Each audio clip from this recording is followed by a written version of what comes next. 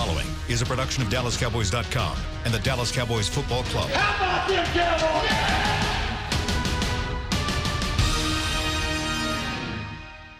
This is Talkin Cowboys. Streaming live from the Dallas Cowboys World Headquarters at the Star in Frisco. Handoff, Elliott plowing to the goal line. Barry, sacked by Lawrence. Prescott keeps it, and he bangs it in for the touchdown. Here are Mickey Spagnola, Brian Broaddus, Rob Phillips, and Bill Jones. Salutations from Mickey Spagnola on this Tuesday, May 28th, 2019. Another week of Talking Cowboys after a glorious Memorial Day weekend. And we hope all of you enjoyed yours. Second week of OTAs is underway here at the Star in Frisco. Bill Jones with Mickey Spagnola, Rob Phillips, and Brian Broaddus. How was everybody's weekend? It's great. It was long. All right. That's How the we most doing, guys? That good, Jason. Long weekend. That's the most important thing. It was wonderful. Yeah. Very good. Very good. All fine. Auto racing all weekend for me. So Auto racing, yeah. really? Did you go to Indy? No, I tried to. Okay. Yeah, I just was denied. So, Oh. but yeah, maybe next year. Not often that Brian Broaddus is denied, Yeah. but you enjoyed it anyway. Yeah, I did. Enjoyed it. And now ready to get back to work. You Football, probably football, already football. got back to work. Football.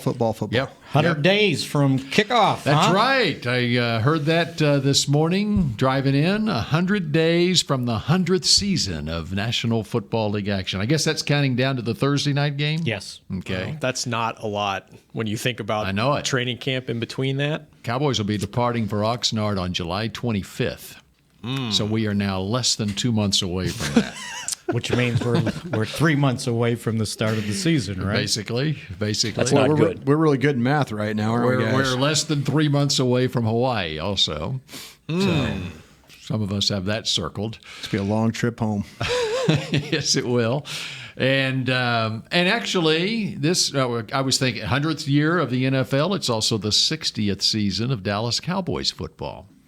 I always get that confused. Is that right, Bill? Are you sure of that? It's the Is it the 59th season? It's the 60th season. 60th season. Right. Yeah. 59th Coming year, up. but 60 seasons. Right, exactly. See, I always get that confused. And I remember in 1984, somebody came out with, and maybe the Dallas Morning News, a 25-year silver anniversary season all-time Cowboys team. Okay. So my challenge to you is a 60-man roster. Maybe we could do a 53-man roster and then add coaches to get up to the top 60 in Dallas Cowboys football. But I'm talking put together a roster, a game day roster. We talked about doing something like that, and I don't think we're going to do it this year on the website.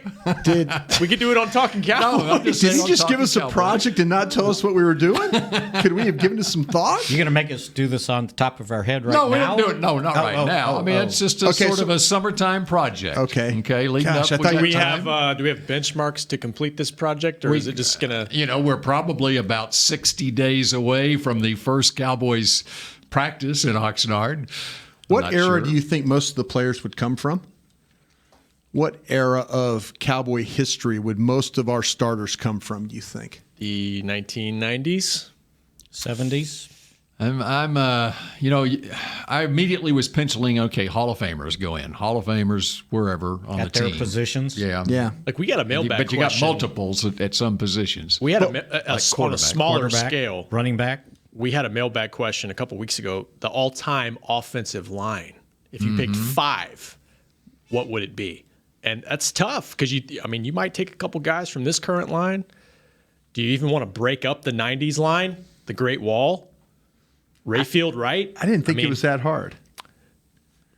I don't think you take them by units. I think you take them by individual players. To me, like, when you start talking about the Larry Allens and Zach Martins and, you could now to me. Where does Nate Newton fall on that list? Well, that's what I'm saying, though. That's what I'm saying. But I think you go with a first team and a second team as far putting together your roster there. Why did I answer that question? When the mailbag, I didn't think that was a problem at all. I put Nate Newton as a backup. He was my backup guard. Yeah. Because we had the question came was, name your starters and then your 3 backups, like a game day situation. Oh, that's right. There were Yeah, it was like taking 8 linemen in the game. Yeah, like who that. are your games, your game day guys? So let's do it. Okay, a 46-man roster. Oh boy. Okay, 46-man roster. Sounds like a lot of work. I'm trying to go on vacation. And I want to Take notes here, or what? I want a coaching staff that gets you to 60. Like Boy. head coach, offensive coordinator, defensive coordinator, quarterbacks coach, running backs coach, all down the line. That's what I want. Your head coach has to be Landry, doesn't it? I would think it has to be Landry. I would yes, think so. It should be Landry. 29 consecutive seasons. Who's your coaching. defensive coordinator? Jimmy. I was going to say, can he be assistant head coach? Because you think about the guys that, like you say, Landry was kind of his own defensive he was his coordinator. own defensive coordinator, but I'm just kind of just going through. Yeah, it would be. I think the coaching part of it would be pretty difficult to do. Mm-hmm. But I think you could come up with a 46-man roster. Yeah. I really do. We could, when this thing gets really quiet, if are we doing shows all the way up to camp? We could spend a show on this, like in July. I think Derek's telling us that we'll probably Take a break. Yeah, we'll probably take a little break. After minicamp? Yeah, Don't we normally? we normally do. I don't know. Boy, I forget every year. Does it all blend into Yes. each other? We're just kind of Maybe this is just Meandering just a little along right now. like a Twitter project, whatever that can be incorporated into the show or something like that. Sure. So Okay. anyway, I just thought of that as I pondered 100 years of NFL football and now the 60th year of Dallas Cowboys football. Wanstead, your DC? That's one that popped to my the mind. name that came to my mind. Rob Ryan. Now I don't me. know if I don't know if you have to have longevity because he was only that's a there factor. 5 years. Yeah, but what a hell of a run. Yeah. Wow. And see, that's what cost Jimmy is if you're even going to make him a Why position. am I going brain dead on who the defensive coordinator was for Landry back in the day? I know you're talking about Well, it that, was but Ernie Jim Meyer, Taco. It was Ernie Ernie Stockner. Stockner would be My your defensive Brian. line Yeah. coach. I mean, And then, at and then least. he took over Yeah. as coordinator. Right. Special teams coach. Y'all missed the taco drop of the day. We didn't miss the taco. I heard it. Kip's an outstanding football coach. Yeah, exactly. Kent Garrison here to take your phone call if you'd like to chime play in drops as all day. well. Special teams coach, you'd have to say Joe Avezano's in there. Mike Ditka, I believe, was the start he of a was. special teams coach here at one time. Yeah, Was it he? kind of Wow. a short run, but he was Yeah. the special teams guy. Alan Lowry. Alan Alan Lowry, Lowry from yeah, Irving High School. Exactly. You know who taught me how to get Oh, into a geez, here we go. three-point stance? Alan Alan Lowry. Alan Lowry at the It wasn't Irving Taco? YMCA probably 50 years ago now. Taco. University of Taco. Texas. Exactly. Knew that was coming. Secondary coach. We're going to pick a kicking coach too. I like that. Steve Hoffman. You got Hoffman. Agajanian. Yeah, there you go. There's another one, too. Stallings. Gene Stallings was defensive coordinator, yeah. Yeah. No, he was the Secondary Secondary coach, yeah. Yeah. Okay. So, all right. You know what? God. who I ran into, All- by the way, a couple of weeks ago At a wedding? at Cliff Harris's fundraiser. Okay. Gene was the Outdoor wedding? co-chair. Yeah.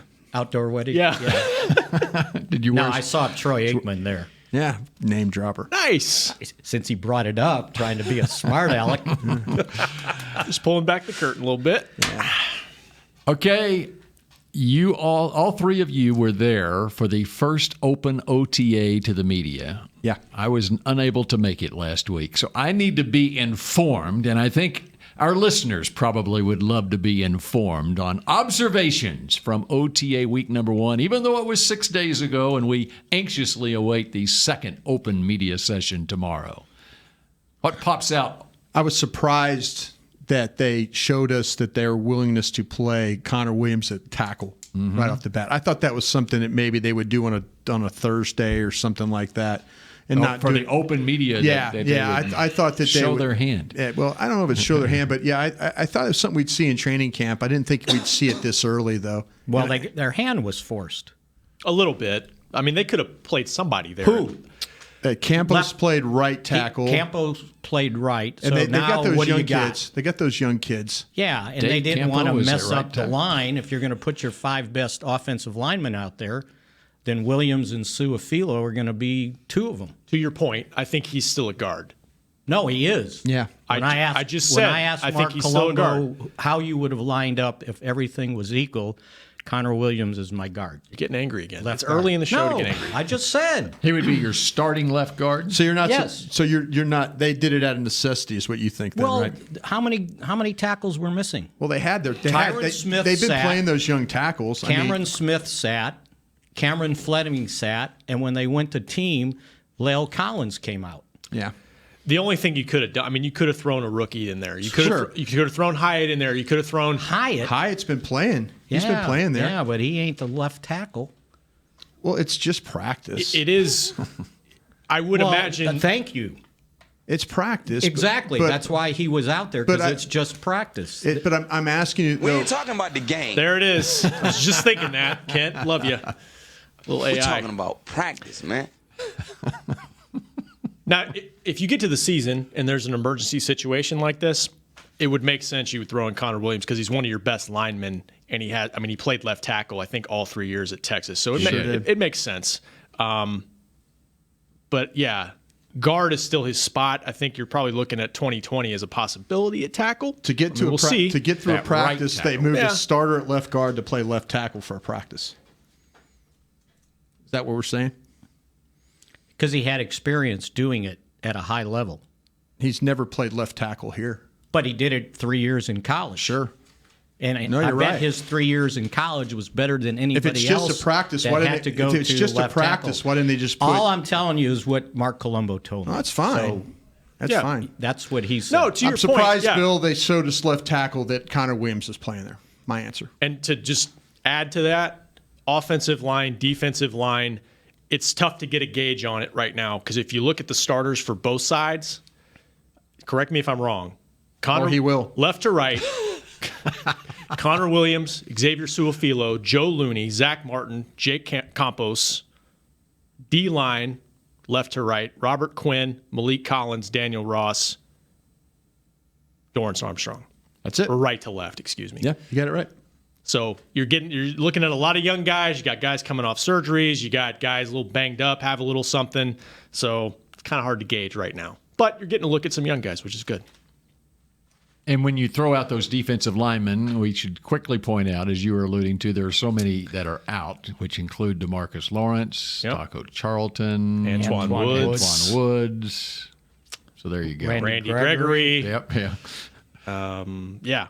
And to Brian's point, Lyle Collins, he's got the rotator cuff surgery that he had, so I don't know how much we're going to see him in these OTAs.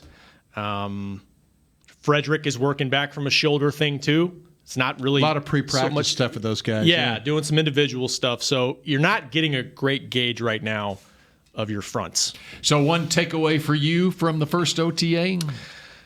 Or Mickey? Piggybacking on the Connor Williams thing, he does look markedly different. Just his physique. He's remade his body this offseason. That's impressive. And I think Michael Gallup has done that too at wide receiver. I think that those are two second-year guys to watch that have a chance to take a step forward. I thought Physically looked good. Yeah, I thought Gallup, I think he kind of looked kind of slender as a rookie. I think he's put on some muscle. I'm just going to watch those guys coming up because I think, yes, they've made some additions in the offseason, but when you've got a young team and you don't make major free agent moves, you got to rely on second-year guys like that to step up. And I thought Gallup looked impressive. And the wide receiver position, we can get deeper into this, but there's a lot of talent. There's a lot of young talent at wide receiver that we're seeing. Some of these undrafted guys, there's going to be competition for those last 2 or 3 spots, I think. I think an overall observation would be improved team speed, to piggyback what Rob just said with the addition of some of those young wide receivers. And it just seemed overall the team speed has improved. And then the thing that stood out to me was how seemingly seamless Randall Cobb fit in, playing the slot and then moving him around in other spots. He's not a Cole Beasley slot receiver. He's bigger. He may be faster. Better. And he just fit in so well. And so if he stays healthy, they might have improved that position. Fielded punts too. Correct me if I'm wrong. Absolutely. So, or tennis balls. Tennis balls. Yeah. He was the guy that had I been there, he was the guy that I was most looking forward to seeing, was Randall Cobb. Well, I think he can add a lot to this offense, again, assuming he stays healthy, which has been the knock the last couple of years. well, it was last year. Last year alone, Yeah. nine games, 8 starts. Who has more? Just crystal ball this. Cobb or Quinn? Who has a bigger impact? If you just That's had a good if question. you had to crystal ball this. My immediate reaction was Cobb, just because of I think he's going to be very friendly for Dak in that Sure. offense, and I think it's going to be a rotation of guys on that defensive line. You know, like we talked last week, I think probably Crawford starts at that right defensive end. Quinn comes in, which will be more effective doing it that way. Sure. But my gut reaction is the Cobb signing I thought was very significant. Now, because of what was happening with the Lawrence contract situation, Almost out of necessity. The Quinn thing was very necessary. Right. And the interesting thing with Cobb is, I don't know, I think they list him 5'10", maybe. But he doesn't look 5'10". He plays the position bigger. And so they're able to move the slot guy into other areas than just the slot. He looks like a threat on the outside.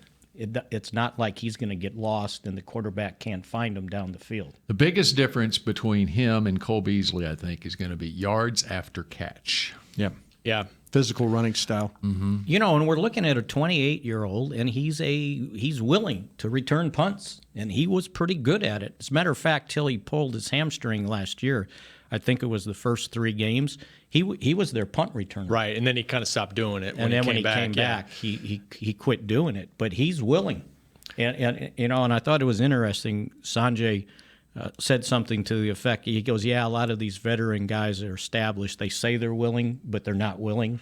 He goes, "This guy's willing to do it," and he was making those in those skeleton punt coverage drills. He made those young guys work to try to keep them in the pocket. And and Tavon, I don't believe is practicing right now. No. So he's an option at punt return if he's healthy. He was, sort of the primary guy with Beasley last year.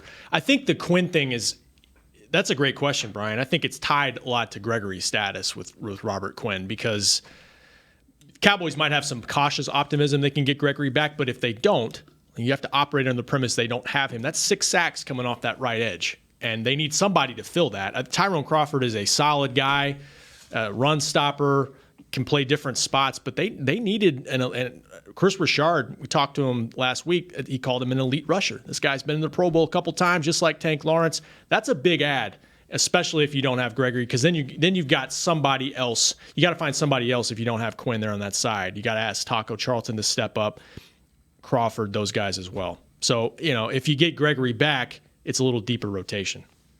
By having, I agree with you about Quinn, by the way. I think Quinn is going to be super productive in this defense.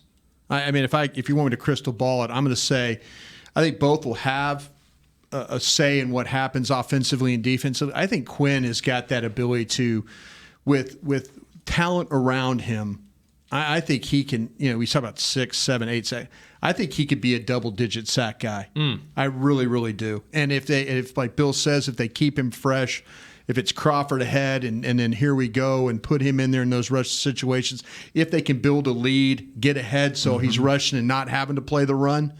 But I think that he could be a guy that could be a real force in there rushing the passer, especially with guys inside and guys on the outside, on the other side that can help him.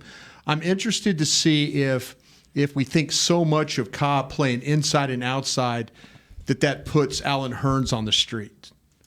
If all of a sudden now his roster spot is in jeopardy, because I kind of felt like with the way the roster looks like right now, you would only keep Hurns if something were to happen to one of the starting wide receivers, and then maybe something were to happen to Cobb. I think he's kind of that, okay, we don't want to put just a young guy in there to be a starter or a slot player. We'll keep a veteran guy as that 4th guy. So I wonder if Cobb just has such a great camp, and we start to see, okay, he can do both successfully, like we've seen at Green Bay. Would that mean that Alan Hearn's roster spot is in jeopardy, and then they keep a younger guy that they're going to try and develop? I think the wide receiver spot is one where we're going to see veteran guys get released. Well, I mean, you watch. I really do. It's so early, but you watch like a Jonvea Johnson, and you're like, man, this guy's athletic. You watch him at Toledo. He makes plays all on field in Toledo. Yeah. And they had so many receivers. They kind of spread the wealth around. That's why his numbers weren't high. Yeah, they weren't. But and Sanjay really likes Jalen Guyton. Yep. Yeah. I agree with you. If they keep 6 receivers, I guarantee you somewhere along the line, there's going to be 2 young guys in there. We answered the question this morning on the mailbag about that, about what position would they go long, what position they go short. I would be surprised if they went 6 receivers. They kept 6 initially last year, but by the end of the season, I think they were at 5. Yeah, I just think that it's, I think I don't think if there's a position I think they might go long at, it's going to sound crazy, is running back. Well, you drafted 2 guys. You've got, you count the fullback as one of their guys. I think they like Olawale. They're playing Olawale quite a bit. Yeah, Kellen Moore mentioned him as one of these versatile guys that we can kind of move him around. So by long, that means how many, including the fullback? Well, if they go long, that's what I'm saying. They have 3, they'll have 4. Is there another guy?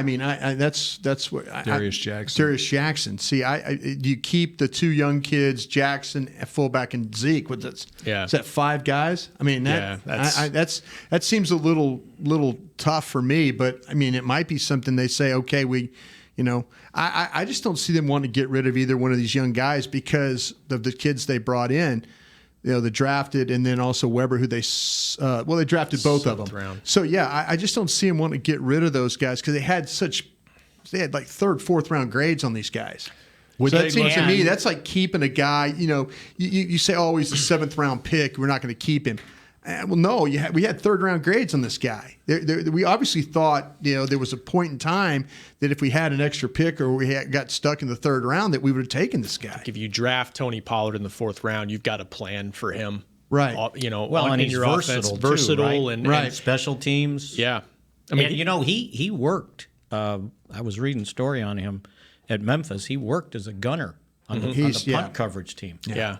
And boy, I know he's running 3rd team right now behind Jackson, running back, but man, he's explosive. And I know it's no pads and no real contact, and it's seniority. This is veteran danger zone. Get ready. There's going to be some veterans that are going to get put on the street this year. When we get down to it, we thought we were surprised about Dan Bailey getting cut. There's going to be some guys who are going to go, okay. It's the first time I can remember this roster having so many veterans who might be in jeopardy because. Oh yeah, well I'm including veterans guys that have been here. Lance Lenore, who hasn't played. Right. Noah Brown. I don't think Noah Brown's position's safe at all. And Kellen Moore might say, you know what, I don't need Noah Brown. I've got a fullback here I got tight ends. I don't need my wide receiver motioning into the line and blocking. Or my wide receiver. If you watch the Rams play, though, they do get the tight wings and play with those blocking wide receivers. So, I don't know, maybe that's Noah Brown's, but I just feel like there's guys that could very well be shown the door here when it's all said and done. Because, again, these grades are just too high on these guys. They're thinking, you know what? We thought enough of this kid. We got him probably for a steal. Let's see if we can develop a 3rd round grade here. And I think that's going to hold true on the defensive line. They've got so many guys. There's not room for everybody. Yeah. Now maybe you go long. I don't know. They kept 10 last year. I think you always go long at offense and defensive line. Those are the hardest guys to find during the year. They're the hardest guys to develop, and they're the hardest guys to when you need to absolutely have them play, especially those offensive linemen. You just don't want to grab a guy off the street and try and play him in a game. That just doesn't work that way. It's not as effective as if you have 10 guys plus you have maybe 2 on the practice squad. So you're running with 12, 13 guys. There's nothing wrong with that because you get, like I say, you got a veteran offensive line here too that's had some. They've had some issues at left tackle before. They've had some issues now at right tackle with a shoulder. It looks like. The center. Hopefully he can come all the way back from not an injury, but from a disease.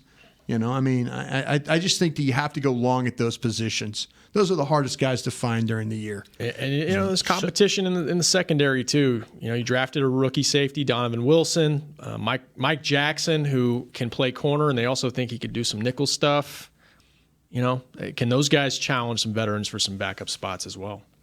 All right, when we come back here on Talking Cowboys, I'm going to ask the question, is this team a legitimate Super Bowl contender? And if not, what needs to happen for them to become one? When Talking Cowboys continues. Apartment's big. Such a great deal. It's okay. Just okay? What's not too... It's right above the subway! Well, I bet you don't even notice it after the... That's my neighbor, Angus. A deal that's just okay is not okay. Get a great deal with America's Best Network. Come into an AT&T store and learn how to buy one smartphone and get a second one on us. Based on GWS 1 score, September 2018. Star Sports Tours is the only official fan travel partner of the Dallas Cowboys, offering exclusive game weekend travel packages with sideline access and photo ops with current players, alumni, and cheerleaders. That's not all, though. You'll get to talk X's and O's with Senior Director of Player Personnel Will McClay, and of course with yours truly, me, Brian Broaddus. You can trust the official fan travel partner of the Dallas Cowboys, and with us, you'll travel like a pro. Visit cowboystravel.com to book your travel package today. Essilor has been helping Cowboys fans see better since 1972 so they don't miss a moment on the field. Get glasses with Essilor's best vision, clarity, and protection with the Essilor Ultimate Lens Package. 3 innovative technologies in one lens. For a limited time, you can double your lenses for free when you purchase the Essilor Ultimate Lens Package and get a second pair of frames. Find a participating eye care professional and details by visiting EssilorUSA.com. That's EssilorUSA.com. Terms and conditions apply. A man's Stetson doesn't just protect him from life's elements. It projects an unstoppable and legendary spirit, just like the men wearing silver and navy on the field every Sunday. Since 1865, Stetson hats are American-made with pride right here in Texas. They are still the official crown of all self-respecting cowboys. And Stetson is proud to be on the field with America's team. Find Stetson hats in the Pro Shop or at Stetson.com today. Back to Talkin' Cowboys. And we are back on Talking Cowboys as we are talking second week of OTAs, and we're talking big picture with this team and the makeup of this roster. We've gotten one little glimpse last Wednesday in the first open media session, and of course there were a lot of guys that were taking veteran days off in front of the media last Wednesday, but they're active in these OTAs. We got a lot of injured players coming off surgeries, that sort of thing, but we're getting a little bit of a glimpse now, and it will continue tomorrow, our second open media session, and then next week, and then the week after that will be the mini camp, and then it's a month off, and then Oxnard, here we come on July 25th. But my question for you guys is this team a legitimate Super Bowl contender? And if not, then what needs to emerge or needs to happen for them to become one? Where are they lacking as far as that goes? Who would like to jump in? It's battle-tested as far as some veteran positions at the quarterback, the running back, across the offensive line and defensive line. I think there's some questions of really can the secondary, what's going to happen with Byron Jones? Is he going to miss a game or two? Who's going to play the right corner if that happens? I think with Sean Lee being back in the mix, though, and maybe it'll allow them to play a little bit more base, get 3 more good linebackers on the field, so defensively that could help. I do feel like the schedule does them absolutely no favors. They might get off to a great start, and then now it's about, are you healthy enough? Can you get through the last month? Can you get through that stretch where it's New England, you got the Thanksgiving against Buffalo, then it's the Chicago, Rams, Philly. That right there could tell you a lot. You don't want to be a team that's going really well, then just kind of leaking oil getting into the playoffs. Now, a team like the Rams did it last year. They were able to get the second seed. I think that's really, really important for this team. I just don't feel like going the wild card route and then you have to win a divisional game and then win a championship game to get to the Super Bowl. I think they have to be the 1 or the 2 seed to get through this thing. And so that's where I worry because of the schedule. But I think the roster's good enough. I'll always have questions. Can the new offensive coordinator get things done? I have faith in the defensive coordinator. And can the head coach steal me a game or two necessary? Those are always the questions. But I do like the roster the way it's made up right now.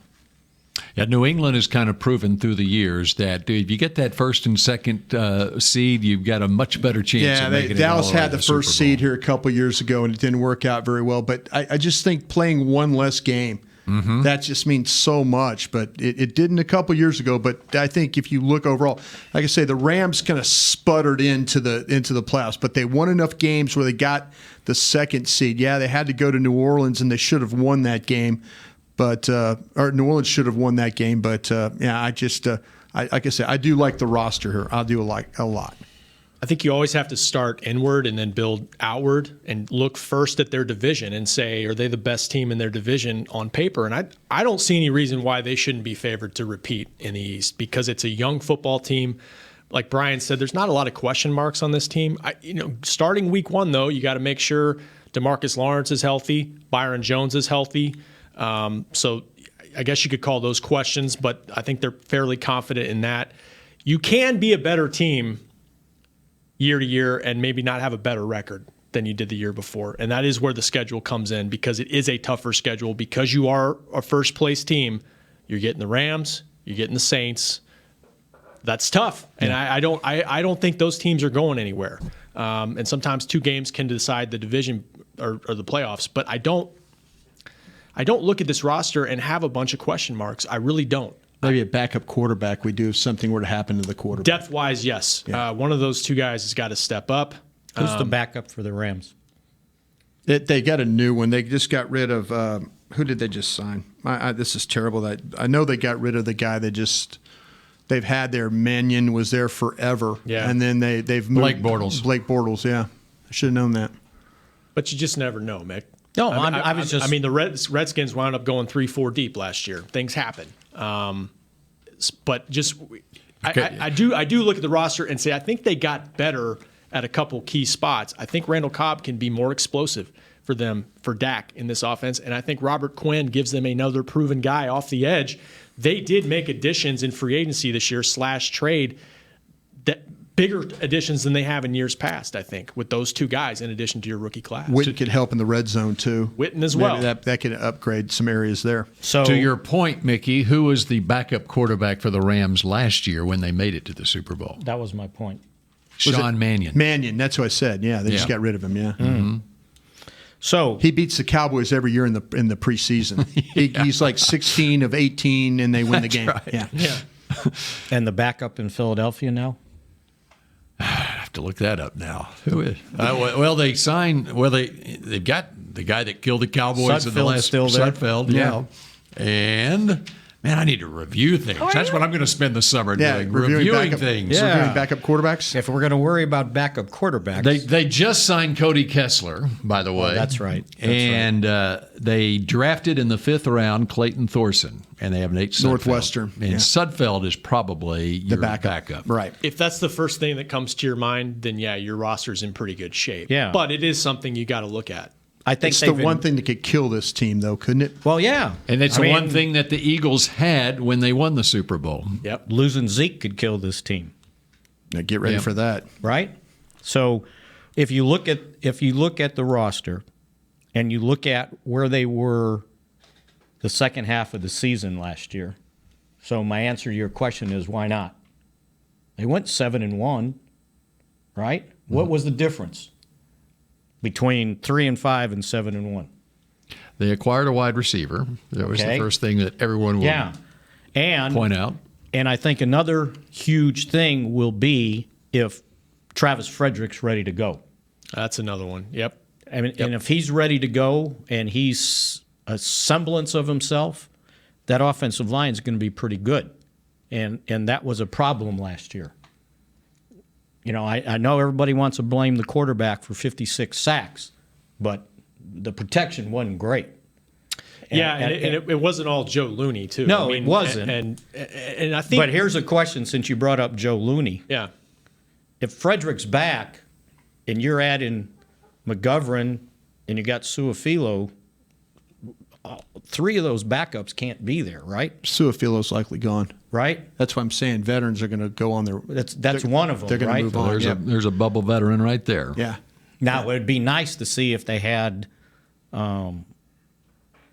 a challenge to Cameron Fleming to improve the backup tackle thing. Yeah, we don't know. Maybe one of these young guys that they got on the from in free agency that they had good grades on that can compete and would be better than Fleming. Mitch Hyatt, Brandon Knight. I think Brandon Knight looked pretty good actually, just in helmets and T-shirts. Was he lining up at right tackle? Line up right tackle. Yeah. Him and this Campos. I don't trust Jake Campos myself. God, his feet are just. That's what I'm saying. Right now they're going to figure out Jake Campos can't play, and then so that'll move on. If Jake Campos would not be playing if Cam Fleming was healthy right now, just wouldn't be playing. Right. Yeah. Absolutely. And they need to figure. I trust that they'll figure it out. I trust Mark Colombo will figure out Jake Campos. He's here because of last year, and he's doing all the drills and stuff like that. But to me, they need to figure out that swing tackle. If they don't like it, they obviously think that Fleming can do it because they signed him to a 2-year deal, where the year before it was just a 1-year deal. So they're basically saying, okay, you're going to be our swing tackle is what's going to happen here. But I'd like to see that 10th guy be somebody like, say, Knight or Hyatt, one of those guys that you can kind of develop. And if maybe you can get the other ones onto a practice squad, that would be all the best right there. And to Mickey's point about the O-line, I think when Colombo took over, they did restore their identity a little, especially in the running game. They got back to being physical in the run game, maybe more so in pass protection that last half of the season because Dak was still getting sacked down the stretch. That's something they got to look at. But, there is a difference when you get an all-pro type player back at center over Joe Looney. Especially center. And Joe did a nice job, but I think we've talked about it. The red zone, maybe more than anything, is where you might see Travis Frederick have an impact. And they can be better than dead last in goal-to-go situations where they've just got to, you might need a yard at times and they weren't able to get it down there. So if you're confident that the defense can play as consistent as they did last year, and with Cooper here for an entire season, and with the exception of the Indianapolis game, when they just threw in a clunker, those other 7 games, they averaged a touchdown more than they averaged over the first 8 games of the season. So if the offense can play to that level and over the season average 27 points a game, I think you're a better team. And I think you've got some personnel if Frederick's there with Gallup in his second year, and he improved greatly the second half of the season, Cobb and the tight end position. See, we forget last year you played basically with, when they lost their starter, you were playing with 2 tight ends that never played in the league. And you were still able to. Swain was a 7th rounder. And Swain was a 7th rounder, hadn't played that much, and then he gets hurt. And your other 2 guys had not played in the league. It's just you still were able to do what you did the second half of the season. It's such a young roster, and you look at it's like 30-something guys, I think, close to 30 guys, 25 years or younger last year. You expect them to be better. Those guys to be better, and that's the meat of your roster. In addition to your young players are still, your leaders are young players, Dak, Zeke, and then they've added some veterans. Like there's really no reason you look at it on paper and say, well, they shouldn't be better than they were before. I just think they're getting undervaluated nationally. Well, who's evaluating above them? Because I haven't really looked. Well, when you look at those power rankings or whatever, they're like 12 to 15. They ranked the roster the other day. Yeah, and they were the top. They were number 6 overall. Number 6 overall. Yeah, Adam Shine for NFL.com. Yeah, the Chargers were number 1. I think where people have the biggest question is at offensive coordinator. They don't know what to expect there, and that's where you hope that the early part of the season, the early part of the schedule, that they can develop some things, grow some things, kind of find some hang your hat on things, because you don't want that to be into that second half of the schedule where you're now thinking, man, we're just not doing well in the red zone. We're not doing well. We're not converting third downs. Mm-hmm. We're struggling with sacks. You don't want if you still have problems getting into that last half of the season, then this team is not going to go anywhere. Everything that I just said is not, no matter with the roster, whatever, is not going to go anywhere. But didn't that stuff bother them last year? Not as much in the second half. Why? Well, they got a better player, but they got a new offensive coordinator. That's my point, Mickey. They don't have the same offensive coordinator. If you didn't think this offensive coordinator, along with Garrett and Nussmeier, were going to do a better job, then why did you get rid of Linehan? They'd had enough of him. Okay, but the second half was still pretty good. Then why did they get rid of him? Yeah, right. So see, that's the question. So if you got rid of him, then what you did should improve what you had, right? Well, that's you're banking on that. You're banking on that, and that's what I'm saying. I'm saying the only problem they can have with to me, the roster is fine. I don't see a problem with the roster at all. I do see a problem with the unknown at the offensive coordinator. Well, then the head coach is the offensive coordinator. If there's a problem. Well, if that's the case, then he's going to have to do that to save his job. Well, either way. Because if it gets to the point where the head coach is now the OC, then they're likely the season's not going to be very good. I agree with you, Mick. They were better down the stretch, especially piling up yards. But they still had trouble converting drives into points. But they still, other than that Indianapolis game, averaged 26 points a game. Okay, but if you throw that in there, they went from, I believe it was 20 points a game without Amari to like 21-something with him. I mean, they still weren't scoring a lot of points, and you're facing the best teams last year in that conference, New Orleans, Rams. I mean, they're more 20, Bears, close to 30 points a game. You got to be able to do that. And I ain't worried about the Saints' defense. They give up a lot of points. They only scored 13 against them last year. And they won. Barely. Yeah. They won. It took a goal line stand. It took a transcendent performance by that defense. They still won. Yeah. And the greatest offensive coordinator ever only scored 10 points. He should have been in the Super Bowl. Yeah. So defensively, everything's all good. You know what? Like I said, like it's opened up with what's going to happen is Byron Jones going to be ready to play at right corner. What's the health situation with DeMarcus Lawrence and that shoulder? Will he be ready to go? They're hoping week 1 for both. Yeah. Yeah. You know, is Lyle Collins going to be break his foot going around the bags at training camp? You know, Malik. I mean, these are all things. Malik. Malik, who's had foot problems. Yeah. I mean, these are all. I mean, I think I have more questions.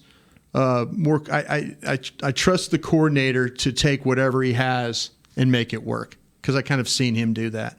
How much are they dependent on the second-round draft pick to be productive his rookie year, Tristan Hill? I think they absolutely need him to be productive. I mean, disruptive. I mean, he's gonna have to. He can't afford to hit the rookie wall in week 12 when they're getting ready to make that deal. When they go to New England, you know, and that. When that November, such a long season, and for a rookie coming in, but kind of like with Quinn in a different respect because he's so young, is in a rotation. I love him, but I think you got to have enough in there with him inside.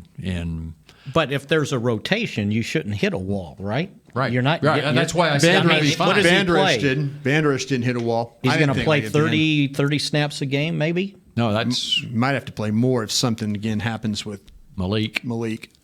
Well, that's. I mean, you're right. You don't plan. I mean, you have to feel like, okay, can he practice? Is he going to? You know, I mean, seriously, it's been that type of a career for him. Can he stay healthy enough to play a full 16 games?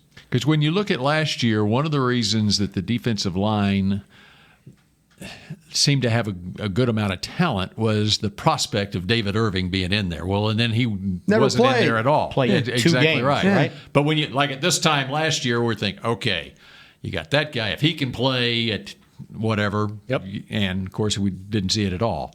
And so where are they talent-wise? How much have they upgraded talent-wise to be better than they were last year at defensive tackle? If Quinn can do what Brian said, and Tyron Crawford can play inside, there you go.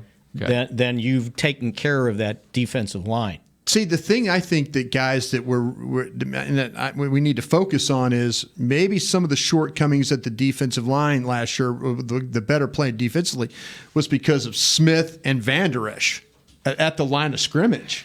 You know, there weren't a lot of big plays because those guys were making a ton of tackles. Now, again, you get Sean Lee on the field. I think the reason why they didn't play Damian Wilson because he wasn't any good. You know, they didn't play a Sam linebacker. Yeah, they play a lot of nickel and stuff, but trust me, I could see him playing a lot of base with Sean Lee on the field. Get your best three linebackers on the field. And let's go tackle people. You know, that's where I think this team might very well go. Or play that 3-4 front. Yeah. And they don't have to put a defensive back in that 4. Yeah. See, I think that the defense was improved remarkably throughout the year because of those 2 linebackers. I really do. Yeah. And the fact that your right corner played really, really well. You know, they didn't really take advantage of Awuzie very much. Mm-hmm. You know, safeties were okay. The free safety I thought played pretty well. He did. But those linebackers were the ones, the linebackers, the human log. We didn't expect the human log to do anything. This time last year, they were just picking him up from Tennessee. Yeah, he was just coming in, right? Yeah, that's what I'm saying, though. So to me, you know, and then the left end, the left end, you know, is a unique player. Gregory got better as the year went on, too. Sure. With more snaps. Antoine Woods was outstanding. But I think they realized that by the end of the year, they need to improve that depth. And we didn't mention 2 guys they signed. I don't know what's going to happen for Christian Covington. Kerry Hyder. Those guys are veteran guys. Now, which, by the way, 3 years ago. Hyder looked like he moves well. When I was mentioning speed, I wasn't just talking offense. The defensive speed is improved, and including Hyder. Yeah. The question is, was there enough room at the end? I mean, at the end of this thing, we'll find out how they find spots for all these That's guys. why I said the competition on that defensive line. I'll tell you what, and it's only bag drills, and I get it, but Jalen Jelks can move. Yeah. And he's got great bend. And the other Jackson, Joe Jackson. This guy he looks big out there. And to the point, Marinelli said, you know what? He may have some inside pass rush ability. So there's going to be some competition with these young guys 6'4", in there. 275. Yeah. I really like Wise, too, the kid from Kansas. Mm-hmm. There's another one. Yeah, he moved well also. See, that's to me, I think this defense, you look at the talents on it, I think it's good enough. Can they stay healthy? I think that's another question. I think the coach is outstanding. The defensive coordinator is outstanding. I think he'll have them ready to play. If it might not matter how many points they score. If they get on that train, the defense gets on that train where they're not giving up points. You know, but if you can average 23, 24 points a game, you're going to win a lot of games. That's going to be the key for this offense. And so again, I love the roster. I do have my questions. I think Kellen Moore can do a fine job. I need to see Kellen Moore do a fine job. All right, earlier, Brian mentioned something about the running back situation that raised my eyebrow, and we bring that up when Talking Cowboys continues in a moment. What a tease. It can be hard to find the right resource for learning about important financial matters. You search how to build savings, you end up reading about the one weird ingredient from supermarkets that can make you taller. That's why Bank of America built BetterMoneyHabits.com, a safe little corner of the internet for answering your financial questions. Full of simple videos and tips, Better Money Habits can show you how to make the most of your money without resorting to random searches that always seem to lead to unbelievable photos of childhood stars grown up. To learn more, visit BetterMoneyHabits.com. It's time for tailgating with the OtterBox boys. The OtterBox that builds those crazy protective phone cases? Yup, and now they're changing the side dish game with the OtterBox Trooper Soft Cooler. Lightweight, mobile, and leak-proof, Trooper is perfect for blitzing a crowded parking lot with a Frito pie. Amazing. Hey, you think I could fit my 7-layer salmon salad into the Trooper cooler? Yup, but please don't. And that's been Tailgating with the OtterBox boys. Learn more about the Trooper Soft Coolers at OtterBox.com. While a player could look good on paper, it's when he's out on the field that you really find out what he's made of.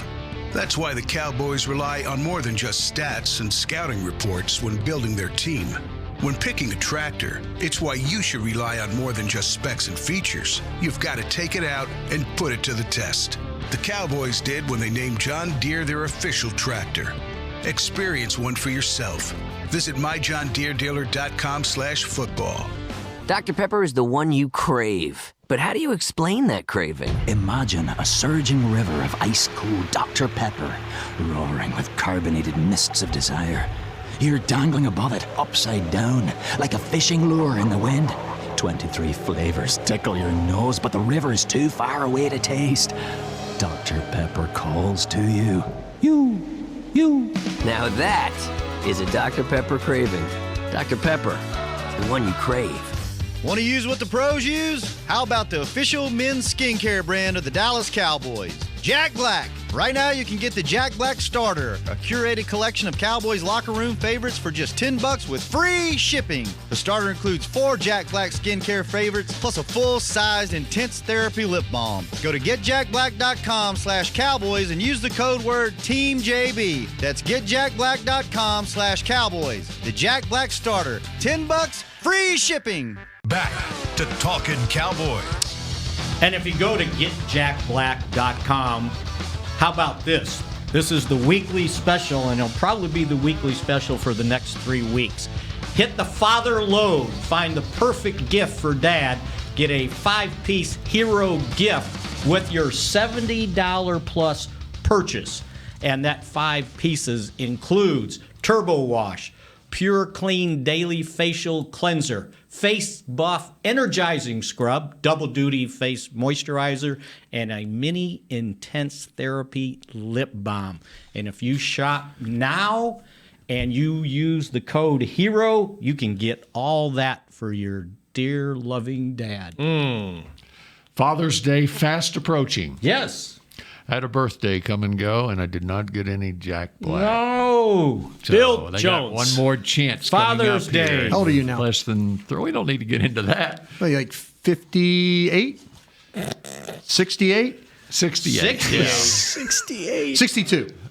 No. 61. No. 60. I have joined Mickey as a sexagenarian. What? Sexagenarian? What? No, he's catching an up. octogenarian is the 80s. A septuagenarian, I think, is the 70s. Bill, how old are you? Sexagenarian is the 60s. Not again. In your 60s? Quintagenarian is a 50. You're a quintagenarian? 55, Bill. What does that mean? Means you're a senior quintagenarian. citizen. Technically. Hey, there's some benefits No, to being I a senior joined. citizen. 60 years old? Means you get a movie Congratulations, discount. Bill. Let me tell you. I didn't think you were that much older than me. 50 to 60 goes that fast. Yeah. It goes so fast. Yeah. What about 60 to 70? That's scary. Golly, Bye. that's so scary. My dad turned 70 in 2 weeks, and I don't think he's too happy about it. I know. You know what? It doesn't matter what the age is. You're right. As long as you have the age. But what happens is other people look at you differently. Oh, no. How do they look at you? Oh, look, Mickey's a fool. He must be 80. That's what happens. You become a doddering fool. You don't feel any differently, but people will look at you differently. What do? They try to help you across the street, or like what's different? Well, they try to minimize you a little bit. Minimize you. You know what? Watch It does, yourself, because I'm not getting minimized. I mean, it does seem like it was yesterday I was turning 50, and it was yesterday I was turning 60 now. Yeah. And it does make you value every day and make something. Especially when people dying around you. Yeah, that's the other thing. Yeah. Which we should shout out to Bart Starr. Yeah. 85. Nice man. And fought his way through for the last 4 or 5 years after suffering the stroke. Yeah. And were we at the game when he showed up in Green Bay for Favre's? I thought that was the Bears. Was that the Bears? That was the Bears. Because we were there. They did something. Maybe they retired a uniform. They put Favre. Favre was in the Packer Hall of Fame, and it was his acceptance speech. And all, it was a night against the Bears, and it was raining, cold, kind of a thing. I just remember they did something for Favre when we were there, and it's like, oh, Give him his ring, I think. Oh, maybe that was the Hall ring. of Fame ring. That's what it was. Yeah. Also, longtime local reporter Jerry Fraley passed away over the weekend too. He hated writers that covered football. He was more of a baseball guy for sure. He hated writers that covered football. Wow. I'll be honest, Rob. I will be. Man was if the man enjoyed being gruff and mean and all that, he lived a great life. Seriously, I'm not going to sit there and act like that. It's not, He's glowing plaudits going his way from people that he worked with. Yeah. In the baseball world. Yeah. Yep. Hated football. Yep. Was a baseball guy for sure. Yep. And then Bill Buckner died too. So that's right. 69. Yeah. So, Ezekiel Elliott? Ezekiel Elliott, yeah. Not dead. No. Not dead. We were talking about running back depth earlier, and there was one little comment that Brian made that made me think, maybe there is I don't know. A cloud that we should be concerned with about a possible suspension. I just don't think you could keep, if you say poking the bear, I just think you can't keep doing that and thinking that everything is going to be okay. And anytime you let the commissioner's office have some type of, we're going to look at this, we're going to investigate, you just don't know what outcome is going to come from that. And that's what people can say, everything's going to be okay. Until the commissioner's office says it's going to be okay, then it's not okay. That's the things that worry me. Mm-hmm. As you go into the season, you're thinking, okay, what's the one thing that can really hurt your football team? Losing your quarterback, maybe losing Cooper. How about losing Ezekiel Elliott? As Mickey said earlier in the show, I think he's the one guy. Well, Dak obviously, but the one guy you can least afford to lose. So here's the deal: when the commissioner looks at it, because we don't know all the stipulations he had in his agreement when he came back from the 6-game suspension. There might be some things in there that don't get in trouble anymore. Yeah. And now, how do you define trouble? Yeah. Because I'll guarantee you, someone's given me a forearm a lot harder than that, and I didn't fall down. Mm-hmm. Okay. That guy I want to see no more videos of anything. Mickey thought that was he flopped. Manu Ginobili there. That was soccer, Ginobili, whatever you want to call it. Now, and I think you have to take that in consideration when you look at it. The other thing that what you don't want is come back home and the headline in your local paper says handcuffed, right? But to me, the police did him a favor by doing that and walking him away because they wanted to diffuse the situation. And as you can see, he did not resist. He just put his hands behind his back and walked off. They walked off about 20 yards, calmed everybody down, and let him go. I think, So it wasn't like they were worried that, something's going to explode here. Let's just walk away and get away from the situation. I thought they did him a favor, except for the optics of what it looks like when you're handcuffed. Yep, and then the optics goes back to, again, who he is. If that was you or me, I don't think you visit electric dance festivals very often. But if it was you, there's not a camera phone following you around, And so you just have to be more aware of who you are and what people are. You got paparazzi around you because you're a public figure. Bottom line. Especially when you're wearing a yellow jersey. It says, "Look at me." Well, it's like what Charles Barkley was saying about Kristaps Porzingis, the Mavericks player who got into it in a bar over in Latvia. Darn Russians. Barkley was talking about he was back in Auburn recently with some old college friends, and someone was poking the bear and poking him in the bar, and he just told his buddies, "We got to get out of here because I'm the only one that can be hurt by this. I mean, I could go punch this guy's lights out if I wanted to, but it's not going to do me any good." What did you guys see with this interaction with the girl? What did you see? I didn't see anything. Was he leaning on her? No, he wasn't. Was he pushing her with his? No. They had. I think it looked like somewhat of an animated conversation, maybe. But was there any? I'm not talking hands-on, but was he leaning on her? Really, I didn't see anything from that video to say, "Uh-oh." I think he might get suspended for this. However, to your point, he got 6 games for something totally different, but he wasn't even convicted of that. He was never charged or arrested in that circumstance either. And that's what goes back to the whole NFL. There you go. CBA that you put it in their hands. Look what happens. It doesn't matter criminally, whatever. Even if there's nothing there, the NFL has their own jurisdiction to look into things. And hand out punishment how they see fit. So, you always got to, a little bit. Yeah. His next tattoo has to be walk away. Put it on his forearm and just remember. Well, that's stuff what like that I'm happens. saying. You got to walk away because you're not Pete Elliott. Yeah. And somebody's always going to be after you.